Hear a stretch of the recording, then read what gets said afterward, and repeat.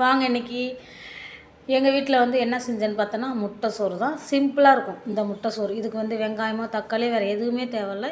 எப்படி செய்யலான்னு பார்க்கலாமா? முதல்ல வந்து வானல் எடுத்து எண்ணெய் ஊற்றி முட்டையை உடச்சி ஊற்றி அதை நல்லா பொரிய விட்டு அதில் உப்பு தேவையான அளவு போட்டு அதுக்கப்புறம் மிளகாத்தூள், மஞ்சத்தூள், உப்பு, அதுக்கப்புறம் நல்லா பொரிஞ்ச மறுபடி கருவேப்பிலை, கொத்தமல்லி போட்டு அதை பொரிஞ்சதுக்கப்புறம் சூடான வடித்த சாதத்தை கொட்டி நல்லா கிளறி தேவையான அளவு சாதத்துக்கு தகுந்த மாதிரி உப்பை போட்டு கிளறி கொஞ்சம் நேரம் கழித்து சாப்பிட்டு பாருங்கள். சும்மா சூப்பராக இருக்கும்.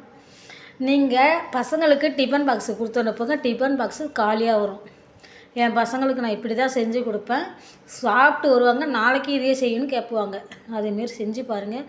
செம்ம டேஸ்ட்டாக இருக்கும்.